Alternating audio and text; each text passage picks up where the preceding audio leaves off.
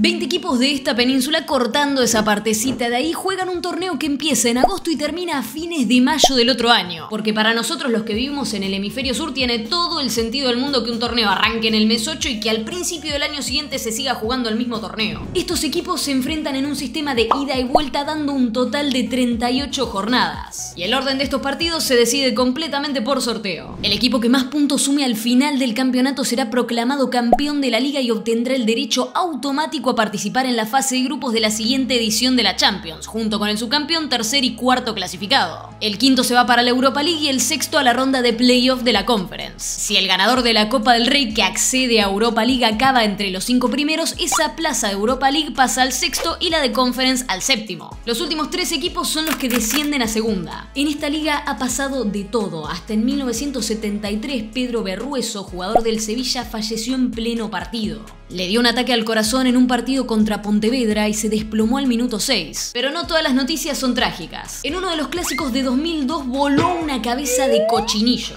Esto era porque Luis Figo había abandonado al Barcelona para unirse al Real Madrid y cada vez que se acercaba a la pelota le caía una lluvia de objetos. Hasta que, bueno, la cabeza del animal le aterrizó encima. La Liga Española se creó en el año 1929 y el primer partido se disputó un 10 de febrero de ese mismo año en Barcelona. En ese partido se enfrentaron el Español frente a Unión de Irún con un marcador de 3-2 a favor del local. El primer gol del partido y por lo tanto el jugador que se convirtió en el primer goleador de la Liga Española fue José Prat Ripollès, conocido futbolísticamente como Pirus Prat. Al final del campeonato, el club que alzó el trofeo fue el Fútbol Club Barcelona. Así que buen provecho si estás comiendo y empecemos con el primer y último campeón. Este es uno de los grandes de Europa, acarreado por 3 pibes y un sueño. Pero antes de depender de niños, el club fue fundado por este tipo, Joan Gamper, fundador del Fútbol Club Barcelona el 29 de noviembre de 1899, 5 veces presidente del club y autor de nada más y nada menos que 123 goles. No tuvo final feliz, fue exiliado en 1925 a causa de la dictadura y el crack de Wall Street unos años después le hizo perder gran parte de su fortuna, lo que lo hizo caer en una profunda depresión al punto que se quitó la vida en 1930 con tan solo 52 años. Volviendo, a estos tipos le dicen culés literalmente por el culo. Cuando el Barça jugaba en la calle Industria, las gradas tenían muros bajos donde los hinchas se sentaban dejando ver sus traseros. Culs en catalán según internet y bueno, esto les valió el apodo. Y fueron súper progres, el Barcelona fue el primer club español en admitir a una mujer como socia. Edelmira Calvetó en 1913. Tienen y tuvieron jugadorazos, entre ellos el chico que firmó su primer compromiso con el club en una servilleta, Lionel Andrés Messi. Fue un compromiso moral, no legal, porque Messi estaba por volverse a la Argentina debido a la incertidumbre acerca de su futuro. Para convencer a su padre, el secretario técnico del Barça improvisó un acuerdo con las únicas herramientas a mano, y el resto es historia. También tienen a otro de los grandes, Cruyff, que le dio el primer título continental al club, Wembley 1992. Y mirá, si yo me pongo a nombrar el palmarés de estos tipos, créeme que tenemos para rato, así que vos simplemente confía en que ganaron mucho. Dentro de las curiosidades más intrigantes del Fútbol Club Barcelona se encuentra el hecho de que es uno de los pocos clubes españoles que jamás descendió a la segunda división. El Barça, el Real Madrid y el Athletic de Bilbao son los únicos clubes que jamás perdieron la categoría. Así que pasemos a hablar del rival de los Blaugrana. Hablemos del clásico. El Real Madrid y Barcelona se enfrentaron en las semifinales de la Copa de 1943. La ida la ganó el Barça por 3-0, pero el Madrid le dio vuelta ganando el segundo juego 11-1. Es la mayor goleada en la historia del clásico. ¿Hubo enfrentamientos previos antes? Sí, pero este es el que se dice que sacó esa chispa para crear uno de los clásicos más emblemáticos del mundo. Hablemos del Real Madrid, el equipo más ganador de España, máximo ganador de la UEFA Champions League, pero que aún así no pudo contra los todopoderosos Boca Juniors y Peñarol. Es un equipo que aunque vos vayas ganando 3-0 tranquilamente te da vuelta el partido en 5 minutos. Imponentes, vestidos de un blanco pulcro, pero fundado por catalanes. Los fundadores oficiales del Madrid fueron Juan Pedrós, nacido en Barcelona, y su hermano Carlos, nacido ahí cerquita. Llegaron a Madrid en la adolescencia. En 1902 registraron oficialmente al club y el resto es historia. Historia que está llena de curiosidades. Tuvieron un presidente que fue ejecutado. Antonio Ortega Gutiérrez, coronel del Ejército Popular de la República, fue nombrado presidente interino entre el 36 y 39. Y cuando terminó la guerra civil fue voy a cabecear plomo como para ser tranquilos y que no me bajen el video. Originalmente no se llamaba Real Madrid, sino Madrid Fútbol Club.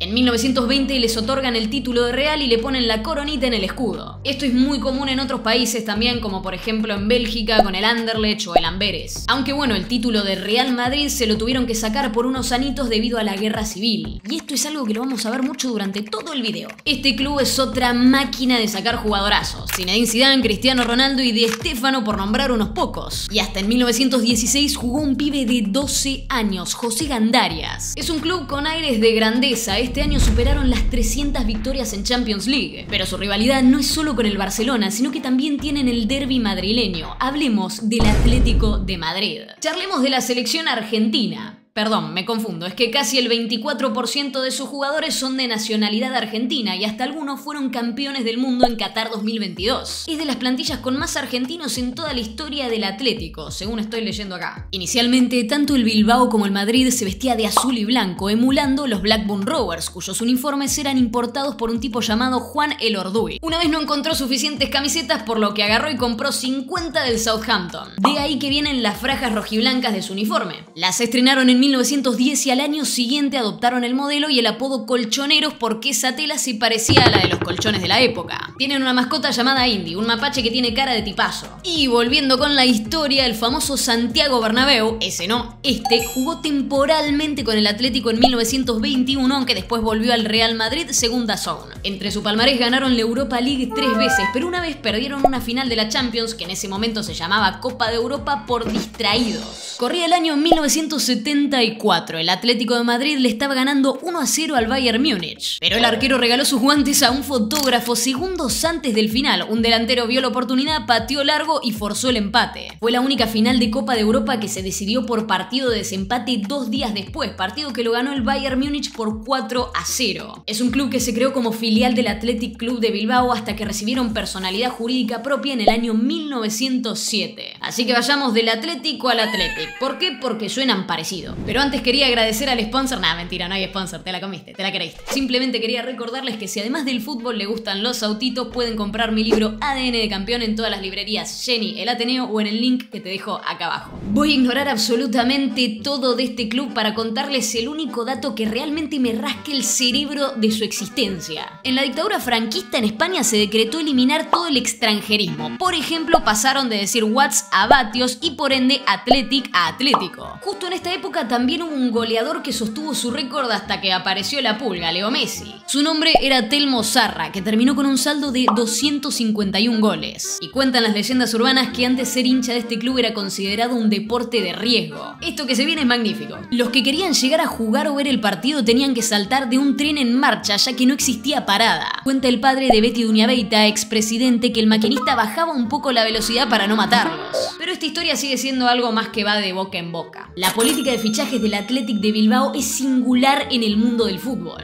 pues se basa en un criterio geográfico y cultural. El club únicamente incorpora jugadores nacidos o formados futbolísticamente en la región vasca, lo que incluye tanto al País Vasco como a Navarra y el País Vasco francés. Se los ilustro para que se hagan a la idea. En la temporada 2024-2025 habían unos jugadores que serían considerados extranjeros por algunos, pero en mis libros y según lo que yo entendí, esta gente zafa. Iñaki Williams es vasco de nacimiento y cuenta como local pese a jugar para Ghana. Álvaro Jalo, nacido en Madrid pero criado en Bilbao y formado por parte de la cantera del Athletic, también cuenta. Adama Boiro, nacido en Senegal pero trasladado a Pamplona a una edad temprana y formado en la cantera del Athletic. Para mí es todo legal, pero hay gente que dice que son extranjeros. Se les permite estar en el club porque su formación fue en clubes cultural e históricamente vascos. Otro club que apuesta al desarrollo local, aunque no tan estricto, es el Villarreal. El Madrigal ha llevado carreras de cantera a la élite o reclutando jugadores que no le fue tan bien en grandes clubes. Le dicen submarino amarillo porque en la temporada de 1966-67 un grupo de canteranos estaba cantando Yellow Submarine de los Beatles en el ascenso. Ganaron la Europa League de 2021 con una tanda de penales larguísima, 11-10 frente al Manchester United. Hablando de Europa League, en 2016 3.000 hinchas viajaron a Anfield para la ida de las semifinales y ahí se unieron a hinchas del Liverpool para cantar juntos Yellow Submarine.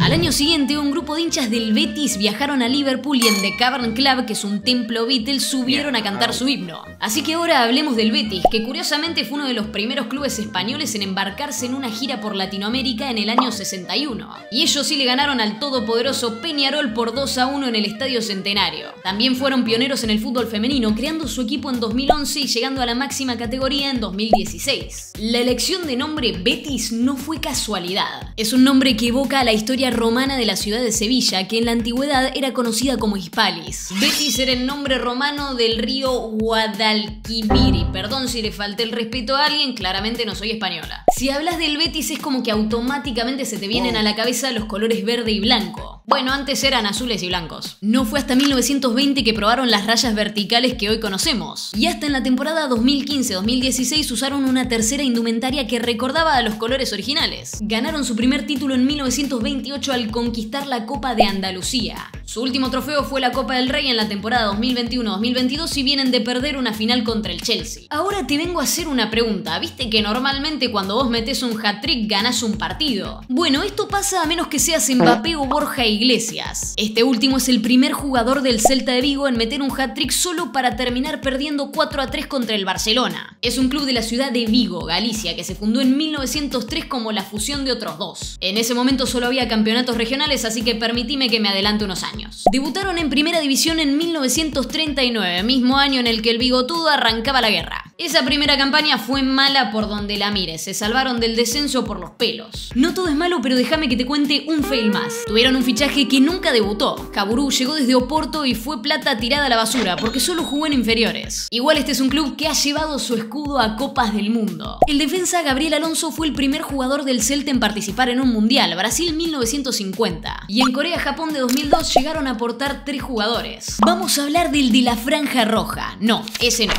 tampoco. Ese, el Rayo Vallecano. Ahora bien, ¿por qué se llama Rayo? En 1949, tras adoptar el escudo del Ayuntamiento de Vallecas, el club cambió su nombre a Agrupación Deportiva Rayo Vallecano. Pero podemos rastrear el nombre Rayo a 1924. En mayo de ese año se fundaron como Agrupación Deportiva El Rayo, inspirados por otros equipos amateurs que tenían nombres como Trueno o Relámpago. Y en 1949 le añadieron la franja diagonal roja para diferenciarse del Real Madrid. Algo raro en su historia es que su primer presidente fue este tipo, un guardia civil que había sido soldado antes. Te lo nombro porque se dice que muchas veces no podía firmar documentos legales del club debido a su profesión. Y no se termina acá. Hay gente que cuenta que en 1939 el ejército usó las instalaciones del estadio de Vallecas como campo de concentración durante alrededor de un mes. Esto, según varias páginas españolas que encontré, es querer o reventar. Gracias a los documentos de la época quedó registro de 320 prisioneros que fueron trasladados ese mismo abril. En fin, nadie le ha dado más títulos al Rayo Vallecano que su equipo femenino. Es la rama más laureada del club. El masculino, bueno, fue campeón de la segunda división. Ahora hablemos de Osasuna. Mejor dicho, Osasuna. Qué chiste malo que acabo de tirar, por Dios. Osasuna ha disputado 43 temporadas en primera, contando la pasada 2024-2025. Su estreno en la máxima categoría fue la campaña del 35-36 antes de la Guerra Civil, pero no fue hasta el 39-40 donde compitió realmente debido, al conflicto. Es un equipo que no ha jugado nunca en la segunda división, pero sí en la tercera división de los años 70, que equivale a la actual segunda B con 4 grupos. La última temporada en tercera fue en la del 76-77, de ahí todo en ascenso. Curiosamente, hay jugadores que disputaron partidos en primera, segunda y tercera división. Echeverría jugó en tercera, segunda y primera con Osasuna en el 76 y 87 y Javier Vicuña también estuvo activo en las 3 categorías durante el 74 y 90. Y en diciembre de 2006 el Osasuna fue reconocido como el mejor club del mundo según la IFFHS, no le erré ninguna letra. Esto fue gracias a 4 victorias de Liga y una de Copa UEFA. Vayamos a la isla, ahí al lado de donde hay mucha joda está el Mallorca. Un equipo que ascendió hace relativamente poco, en mayo de 2021 con una derrota del Almería, luego de haber pasado poco más de 300 días en segunda. Pero que eso no te haga pensar que nunca lograron nada, fueron unas verdaderas bestias en la temporada del 2000-2001. Esa temporada se metieron en el tercer puesto de la liga y llegaron a clasificarse a la Champions League, aunque su debut fue de lo más curioso. Mallorca debutó en Champions el 11 de septiembre de 2001 frente al Arsenal. Y atentos a la fecha, es el mismo día que los atentados que pasaron en Nueva York, y la UEFA aún así decidió jugar ese partido.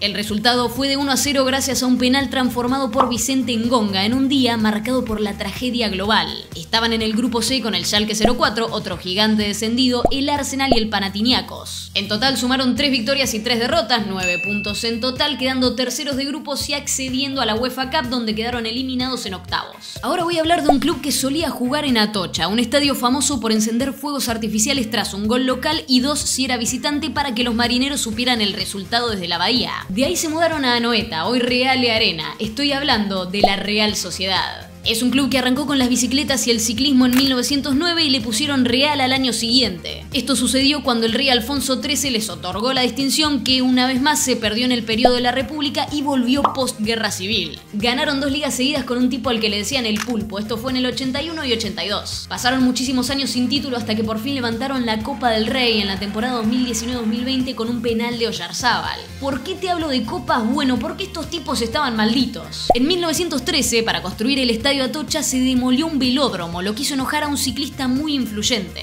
Este les lanzó una maldición diciendo que la Real nunca será campeona. Disputaron varias finales y perdieron todas contra el Barcelona, y perdieron la liga de 1979-80 por 1 punto. Después de varios años rompieron la maldición y el Benfica de Portugal podría empezar a tomar nota. El club que sigue es el Valencia, que me rasca el cerebro porque tiene un murciélago en el escudo. Son unos tipazos. Hay una banda de teorías de por qué está ahí, pero vamos a guiarnos por lo que dice la página oficial. Se cuenta que el animal aparecía en la zona del estadio de Mestalla y que por eso lo adoptaron, aunque en realidad está más ligado a la ciudad. La primera teoría dice que el murciélago alertó al rey Jaime I mientras acampaba y lo salvó de un ataque musulmán. Otra dice que el símbolo inicial era un dragón alado que coronaba a Pedro IV y evolucionó a ser un murciélago. Estas son las que más se repetían en internet, pero para nosotros los extranjeros es muy cool que tengan a Batman. Hablando de historias raras, 3 de sus jugadores se disfrazaron de los Reyes Magos en Navidad allá por 1998. Las autoridades no entendieron la vibra y los sancionaron. Y esta le va a gustar a mis argentinos. Acá es donde jugó Mario Alberto Kempes. Kempes fue el máximo goleador de la Liga Española en 2 ocasiones consecutivas, la temporada de 1976-77 con 24 goles y la del 77-78 con 28 tantos, siendo el único goleador de la liga en lograr este récord en sus primeras 2 temporadas. Y hablando de argentinos, en este club atajó el Pato Abondancieri, ganando el trofeo Zamora al mejor arquero de la liga durante su estadía en el Getafe. Y sobre el Getafe quiero hablar de su estadio. El Coliseum Alfonso Pérez fue inaugurado en 1998 y lleva el nombre del exfutbolista Alfonso Pérez. Curiosamente, Pérez nunca jugó en este estadio ni vistió la camiseta del Getafe. Su nombre fue elegido mediante una votación popular, aunque si lo buscas en internet solo dice Coliseum. En este mismo estadio lograron una remontada histórica frente al Barcelona. En la edición 2007 de la Copa del Rey iban perdiendo 5-2 en la ida, remontaron con un 4-0 en casa y pasaron de ronda. Estos han sido los datos para nada serios y que me rascan el cerebro del fútbol español. No le extiendo más porque me da lástima el pobre editor, así que díganle gracias en los comentarios y avísenme si quieren una segunda parte con todos los equipos españoles que restan. Mi nombre es Pacho Zubiri, esto ha sido todo y nos vemos en la próxima.